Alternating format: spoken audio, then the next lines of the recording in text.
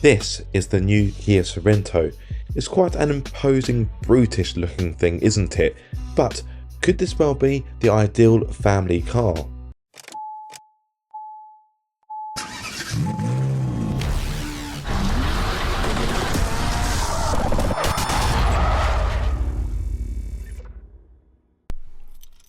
Hello, I'm in here. Now, of course, a family car needs to have a good sized boot, and this is where the Kia Sorento gets off to a good start. In 5-seater mode, it can offer 813 litres, which is more compared to its sister car, the Hyundai Santa Fe, that offers 628 litres, and more than the Nissan X-Trail, that offers 585 litres. However, if you want even more space, then you may want to look at the Peugeot 5008, that offers 916 litres, or the Skoda Kodiaq, that's 910 litres. That aside though, as you can hopefully see, because the lighting is a little bit iffy, this boot is still very cavernous, and thankfully there's no nasty load lip going into the boot, so loading larger items or perhaps dogs should be pretty easy. Now, on the topic of loading dogs, with this being an SUV, this car is a bit high off the floor, so if your dog has mobility issues or it can't jump too well, just bear that in mind. Have a look at the car before you commit to buying it. Let's carry on with the practicality of this boot. You've got tethering hooks, which are handy. You've got a 12-volt socket, and you've got 2 buttons which allow the middle row of seats to fold down very nice and easily, and they fold flat. So let's say, for example, you wanted to get a wardrobe in here, for example, then you shouldn't have too much of an issue.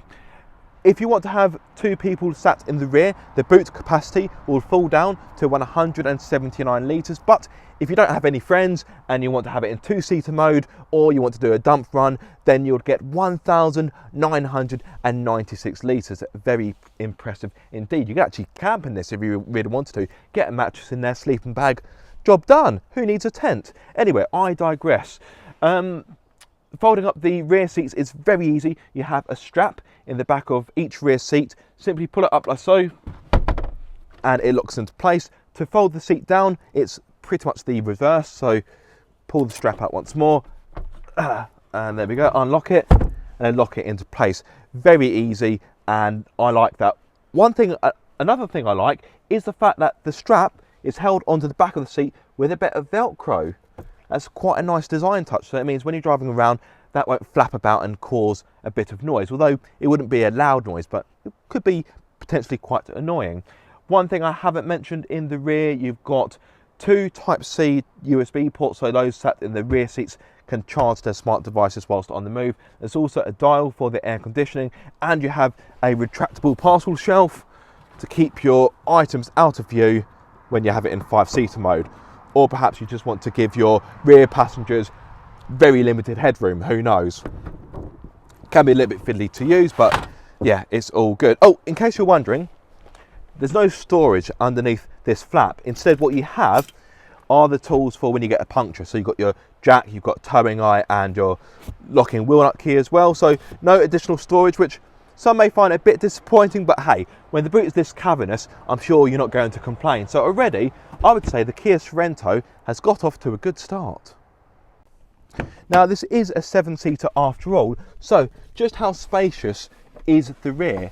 This will be an interesting test because I'm 6'2". Granted, it would be very unlikely that I would find myself in the rear seats of this car because of my height, but this will give you an idea just how much space there is back here. So getting into the rear is relatively easy because hit this button and the middle seat slides forward, but I am quite tall and somewhat inflexible, so that aperture to get in, for me at least, isn't ideal, but me problem, not the car problem. Talk amongst yourselves, I'll be there in about 5 minutes. Okay, so you know what? I've got more leg room than I had anticipated, and I can fit my feet underneath the seat so I can stretch out a bit more and make myself a bit more comfortable. Headroom is also better than I was expecting.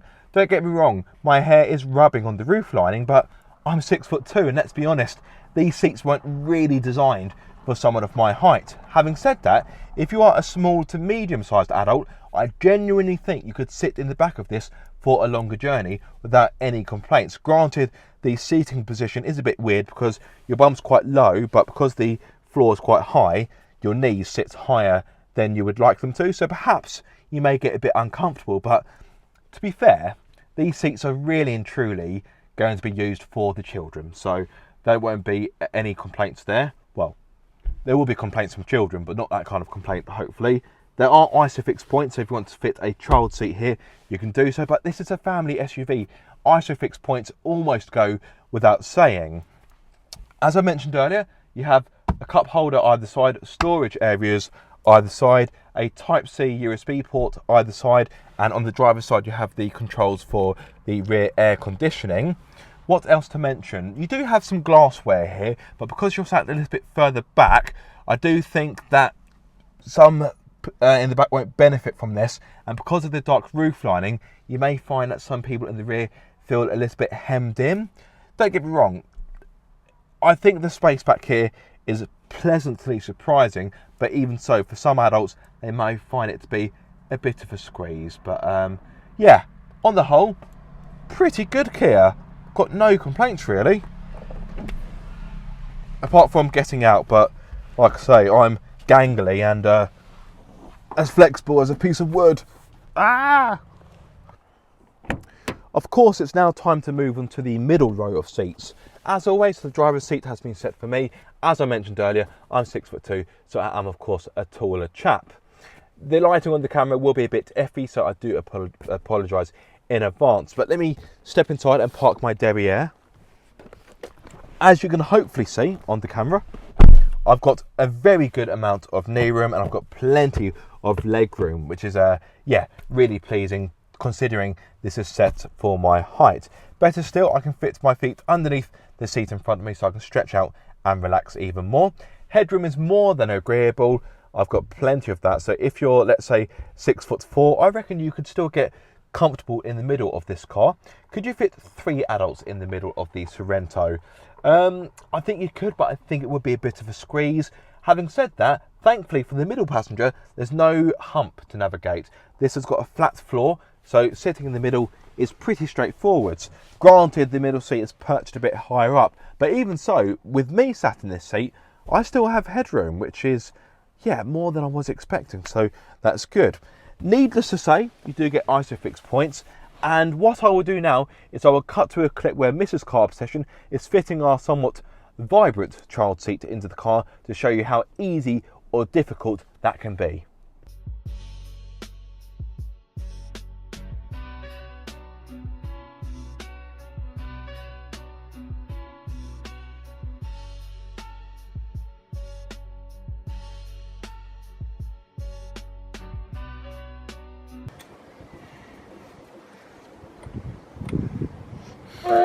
So all in all, how easy or difficult would you say it is? How easy out of 10? I didn't make it look easy, but how often do I remove this seat? I'd say 8 out of 10, only because I'm marking it down, because it's half fabric, half leather, so and it always slips a little bit. And if you're putting it on your own, as you saw, it moves as you're trying to make it tight. Yeah, and would you say it's easier compared to the MG HS yes. I had a few weeks ago? Yes, fine. Without hesitation. Fine. Amber, what do you think? Thumbs up? Thumbs up to Daddy? Yeah, thumbs up. Lovely stuff. Now, hopefully you found that helpful. Let's move on to other practical elements of the middle of the Sorento. You have not 1, not 2, but 7 cup holders. That's right, 7. You have 2 in each door and 3 in the cup holder. 3 in the cup holder, 3 in the armrest is what I was meant to say. In the door, you have a larger one at the top, which has been able to swallow up my 1 litre bottle, and a smaller one down here, which has been able to swallow up my 500 millilitre bottle, like so. In the middle, as I said earlier, not very eloquently, there are 3 cup holders in the armrest.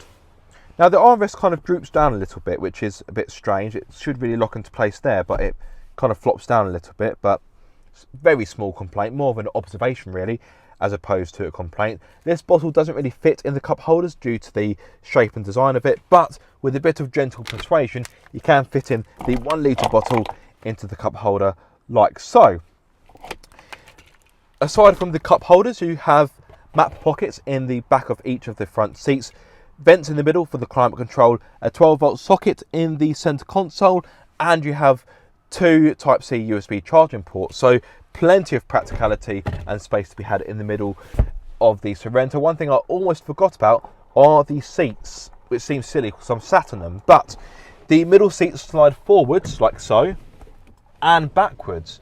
So if you want to give those in the rear a bit more legroom, you can slide forwards, or if there's no one in the rear or you don't care about those in the rear, you can go all the way back to be greedy and to give yourself more legroom. So that's very good. Better still, these seats also recline, so in a few moments I will disappear out of shot with the pull of a lever.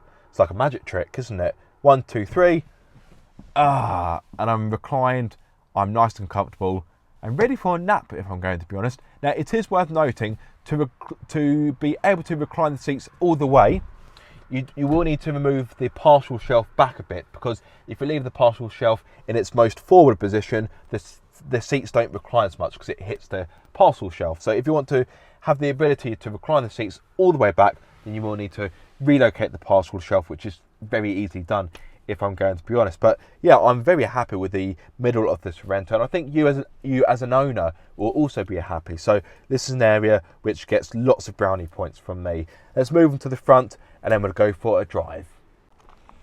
And of course, when it comes to the interior, we finish with the front of the Kia Sorento. As you would expect from an entry-level version, which is what this particular car is, there are no electronic adjustments for the driver's seat, but despite that, I have found it very easy to get a driving setup that I'm happy with. In case you're wondering, yes, the steering wheel does adjust for rake and reach, although for a car of this age, i.e. brand new and price, I think you would expect that, so nothing unsurprising there.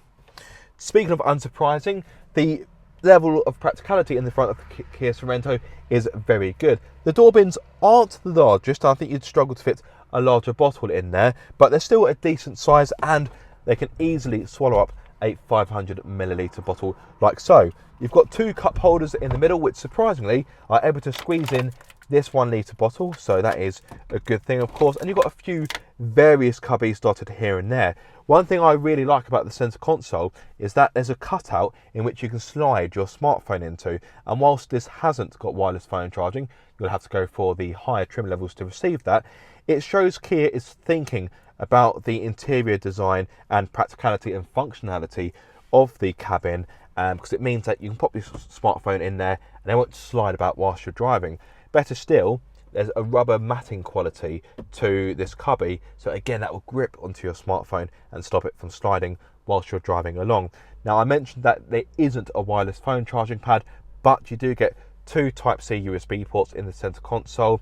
Underneath the center armrest, you have a tray for a bit of added storage, so you can pop a few smaller items in there, and a storage underneath, which is pretty good.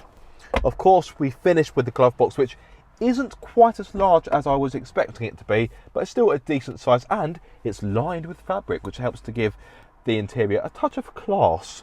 So yeah, happy with the front of the car as well. I really think it's about time we go for a drive so I can tell you how the Kia Sorento drives.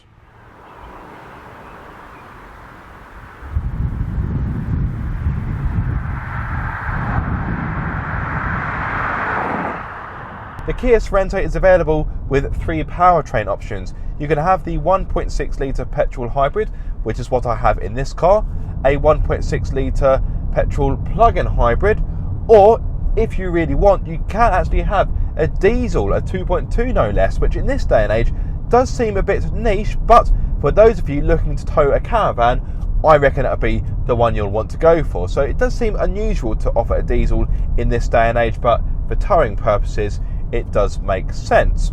Now, I will briefly talk about the performance of this car because I'm sure you're not really concerned too much about such matters, but in case you are, the 1.6 litre petrol in this car will get the Sorento to 62 miles per hour in 9.7 seconds, and the top speed, in case you're really wondering, is a little north of 110 miles per hour. But let's face it, you're more likely to be concerned with fuel economy.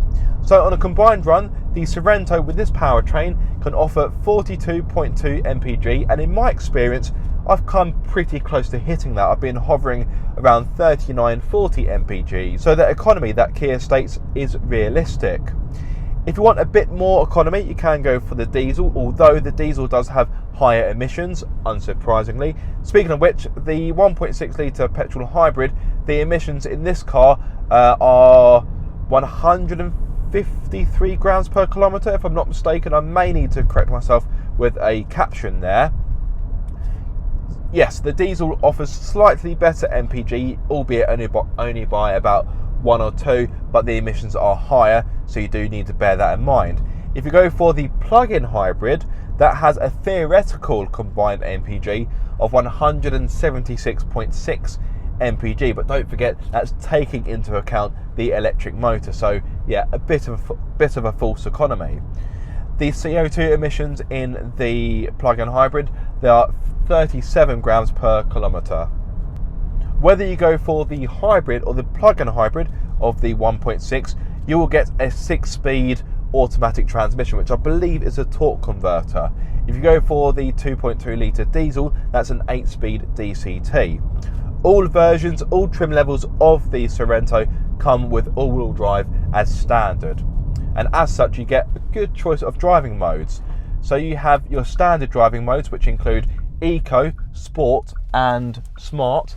Smart is essentially, I'd say, an auto driving mode that will react to your driving inputs. But if you hit this button down here, marked Terrain, you get the choice of snow, mud and sand. I would say for the majority of you watching, you'll probably never need to use the terrain drive modes, but it's nice to know you have them in case you need them. The Kia Sorento Hybrid is available in 3 trim levels, 2, 3 and 4, with respective starting prices of £43,685, £47,885 and £52,385. The car featured in this review is actually the 2 trim level. It may well be the base model, but that's not to say you'll be lacking kit. This is because standard features include 17-inch alloys, LED lights, keyless entry, 12.3-inch touchscreen, reversing camera, front and rear parking sensors, wireless Android Auto and wireless Apple CarPlay, heated front seats, heated steering wheel, dual zone climate control, plus a good host of safety systems. The 3 trim level adds to this with 19-inch alloys, sequential indicators, Bose 12-speaker sound system, wireless phone charger, electric lumbar support for the driver's seat, low beam assist for the LED headlights and 360-degree camera. That leaves of course the range topping 4, which is able to boast features such as black Nappa leather upholstery, electronic rear view mirror, head-up display, panoramic sunroof, ventilated front seats, digital key, fingerprint recognition and remote smart park assist.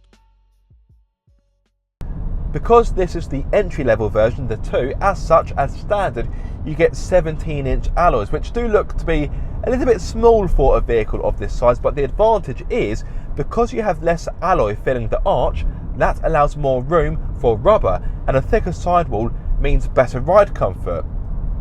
The result is, the Sorento soaks up the bumps really nicely, and let's face it, in the UK there are plenty of them. The ride is supple, it's comfortable and very easy going, and the car, the way how it drives in general, it's just easy going, it's nice, it's smooth.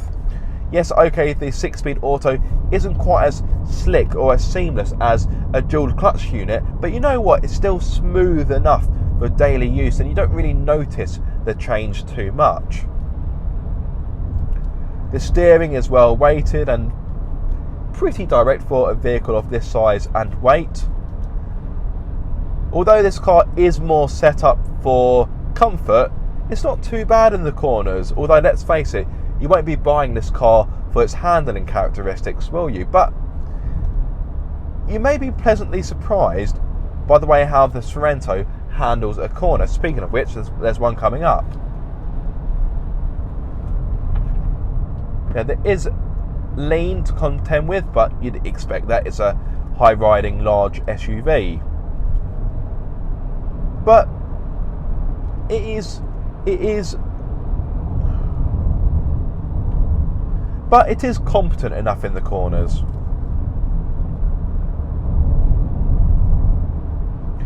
Another area where the Sorento does well is refinement. At 70 miles per hour today, using my sound meter, this recorded a decibel reading of 67.3, which makes it one of the quietest cars I've ever tested. Now, if you ask me what the quietest car is, I don't know offhand. I should really do a tally for the decibel readings. I think the quietest car was probably either the Hyundai Ioniq 5 or the Hyundai Ioniq 6. Probably the Ioniq 6 because it's more streamlined. But what I'm getting at is this car is quiet.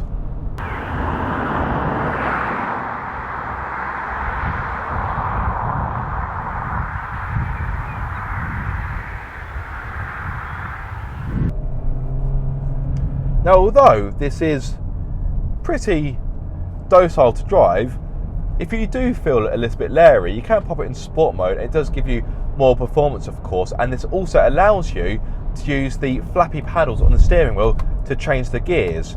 If you have this car in smart or eco mode, the paddles actually change the level, the intensity of the regenerative braking, but in sport mode, you can actually use the paddles to change the gears. So it helps to give a bit of added dynamism to this car. And to be fair, in sport mode, it is quite lively. Doesn't quite suit the characteristic of the car, but it's nice to have that if, let's say, you're running late for the school run. Come on, kids, get in! Got no time to waste. Sport mode. Yeah, the sport mode is actually quite nice, but to be honest with you, I normally just leave it in smart and leave the car to its own devices. And it also means you can change the level of the regenerative braking. Where possible, in fact the car's just done it, that's well timed, the car will go into EV only mode, and that means of course that you're saving fuel. The transition from EV to internal combustion is so seamless that most of the time I don't even notice. Granted, when the engine comes to life you can hear the engine, but when you're cruising, even when you're using the engine, it works away in the background. No fuss, no drama, you almost forget it's there.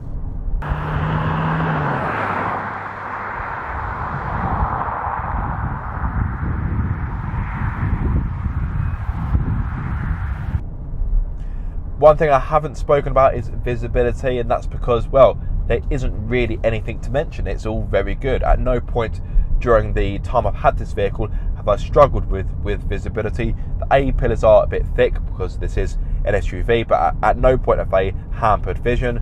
Visibility over the shoulder is fine.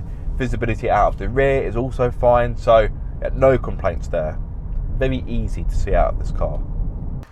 So then, to conclude this video and to answer the question I asked at the very top of this video, is the Kia Sorento an ideal family car? Well, I think the answer has to be yes. It looks good, it's practical, spacious, comfortable, it's safe, it's got lots of kit, it's good value, it's got a 7-year warranty. Everything you'd want from a family car, I would argue the Kia Sorento delivers. So if you are on the lookout for such a car, then I think you have to go and view this car, because I don't think you'll be disappointed.